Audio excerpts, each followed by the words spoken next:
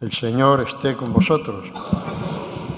Lectura del Santo Evangelio según San Juan. En aquel tiempo dijo Jesús: en verdad os digo, el que no entra por la puerta en el aprisco de las ovejas, sino que salta por otra parte, ese es ladrón y bandido. Pero el que entra por la puerta es pastor de las ovejas. A éste le abre el guarda y las ovejas atienden a su voz, y él va llamando por el nombre a sus ovejas y las saca fuera. Cuando ha sacado todas las suyas, camina delante de ellas, y las ovejas le siguen, porque conocen su voz. A un extraño no lo seguirán, sino que huirán de él, porque no conocen la voz de los extraños. Jesús les puso esta comparación, pero ellos no entendieron de qué les hablaba. Por eso añadió Jesús: en verdad os digo, yo soy la puerta de las ovejas. Todos los que han venido antes de mí son ladrones y bandidos, pero las ovejas no los escucharon. Yo soy la puerta. Quien entre por mí se salvará y podrá entrar y salir y encontrará pastos. El ladrón no entra sino para robar y matar y hacer estragos. Yo he venido para que tengan vida y la tengan abundante. Palabra del Señor.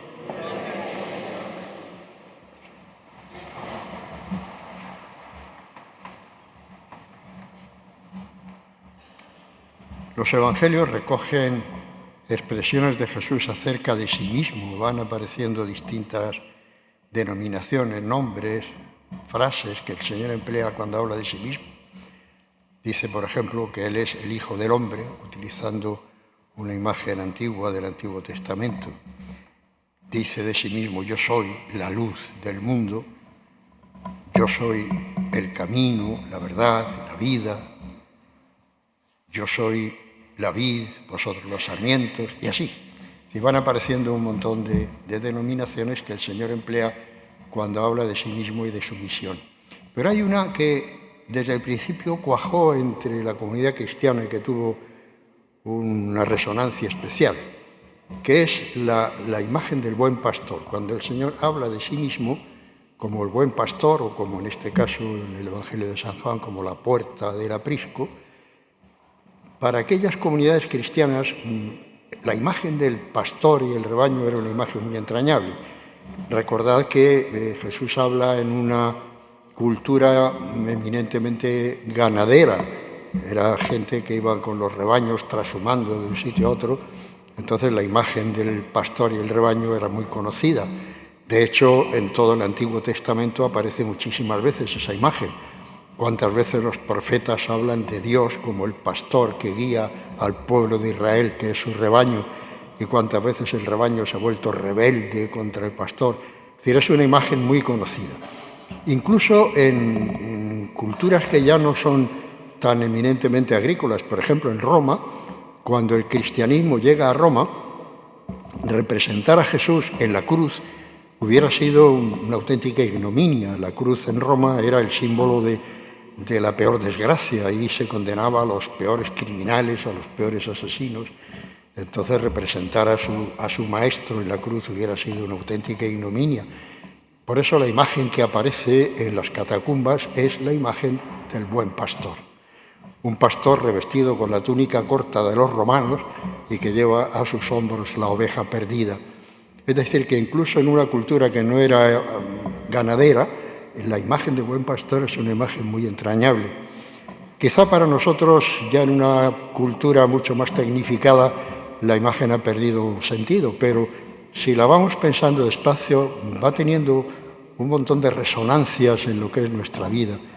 Sencillamente, con que vayamos repasando un poco el discurso, las palabras que emplea Jesús y que recoge San Juan, nos van dando una pista de por dónde van las cosas. Hemos escuchado cómo el Señor habla de sí mismo como el que viene a ayudar, el que viene a salvar, el que viene a guiar al rebaño. frente a los que de alguna manera son bandidos y salteadores.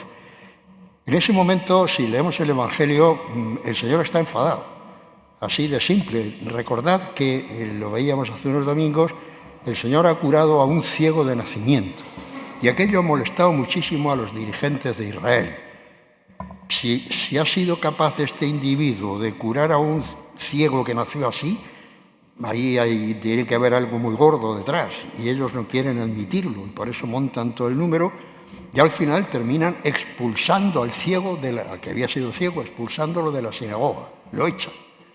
Claro, el Señor entonces se siente violento después de la gran manifestación que ha hecho, de que Él es el enviado de Dios, de que viene en el nombre de Dios a curar las dolencias de la humanidad. Aquellos dirigentes se niegan a aceptar. Y entonces habla de que yo soy el que ha venido a traer la paz y la luz, y otros han venido a asaltar, a robar, a matar. Es decir, el Señor en ese momento está, digamos, alterado.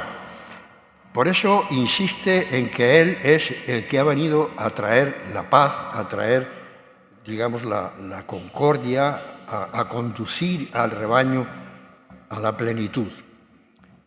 Ahí donde van apareciendo todos esos detalles.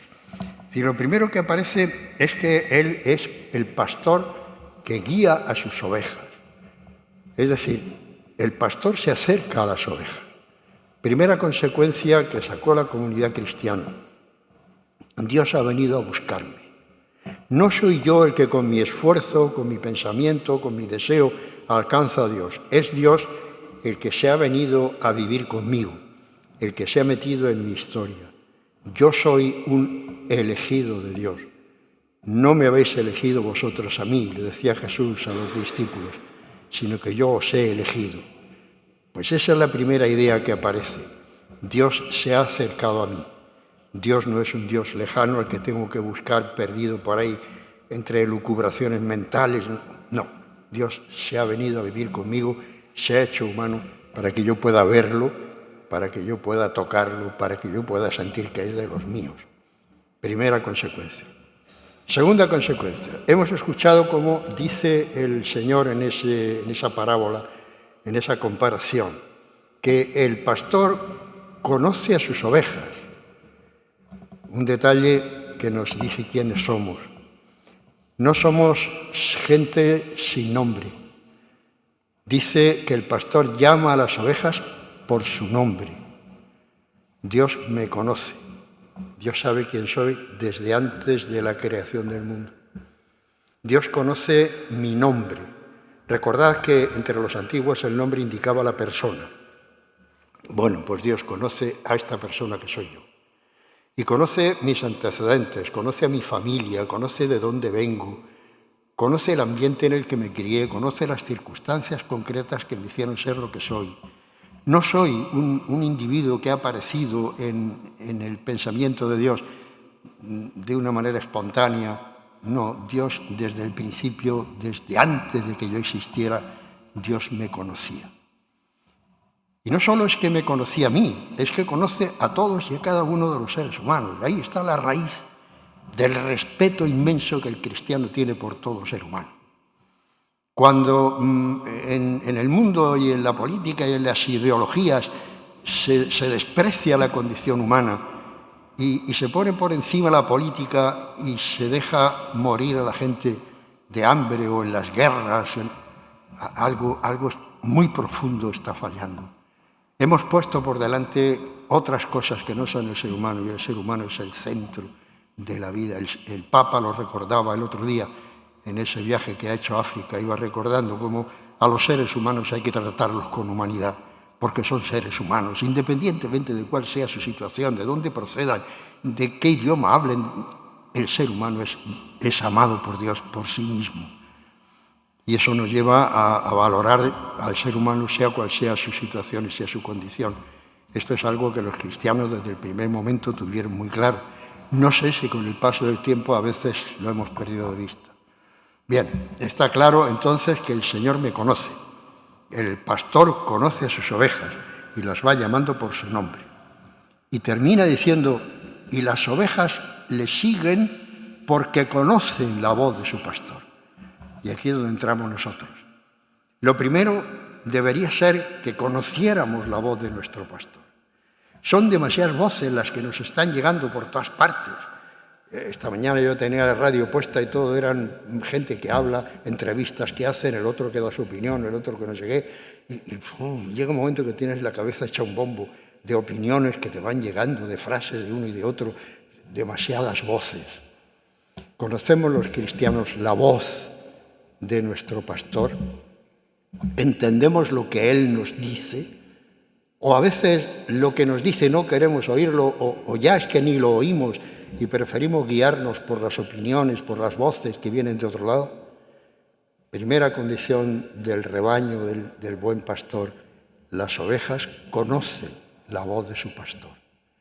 Aquí tendremos que hacer un esfuerzo serio para intentar ir valorando nuestra vida al nivel de la voz de nuestro pastor, conocer su palabra, estudiar un poco los evangelios, conocer qué nos dicen los evangelios, pero sobre todo conocer cómo esa palabra de Dios se ha vivido en la comunidad cristiana, cómo la Iglesia a lo largo de los siglos nos ha ido poniendo delante el seguimiento del pastor. Entonces ir conociendo un poco aquello en lo que hemos creído para conocer la voz del pastor. Pero solo con conocerlo no nos serviría de nada. Hay mucha gente que ha estudiado la palabra del pastor y bueno, pues se puede quedar así de fría, tan tranquila.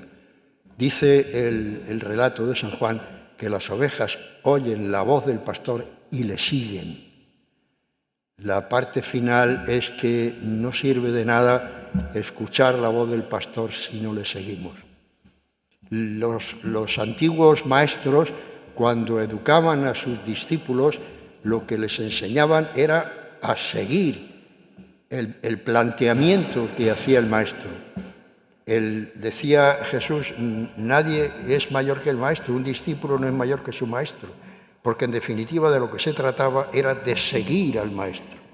Lo que el maestro opinaba, lo que el maestro decía y sobre todo lo que el maestro vivía era la norma de conducta del discípulo. Esto es lo que el Señor nos pide y esto es lo que la comunidad cristiana ha intentado desde siempre, seguir al pastor. Si nosotros no seguimos los mismos pasos que él, pues entonces no sirve de nada el que tengamos un gran conocimiento teórico de lo que dijo, de lo que hizo. En nuestra vida se tiene que notar que somos del rebaño del Señor. Él nos llama, nos conoce por nuestro nombre, nos busca para que seamos como Él. Y nosotros le oímos y hacemos lo que Él hizo, pensamos como Él pensó, vivimos como Él vivió. Y así nos convertimos en testigos del reino de Dios que vino a anunciarnos. Esto es lo que la Iglesia nos propone. Conforme vamos avanzando en este tiempo de Pascua, vamos recordando el profundo significado de la resurrección del Señor, Él nos dice ahora, vosotros también estáis convocados a resucitar. Vosotros estáis convocados a vivir la vida en plenitud. Y mientras vais caminando a la vida en plenitud, vais dando testimonio de que el reino de Dios es posible, de que la vida en plenitud a la que camináis empieza a funcionar ya desde ahora cuando os ponéis a seguir los pasos del buen pastor. Vamos a pedirle al Señor, como hacemos siempre, que nos dé la fuerza que necesitamos, porque solos difícilmente podemos alcanzar ese nivel de seguimiento. Nos ponemos de pie y juntos confesamos la fe que nos ha llegado a lo largo de los siglos.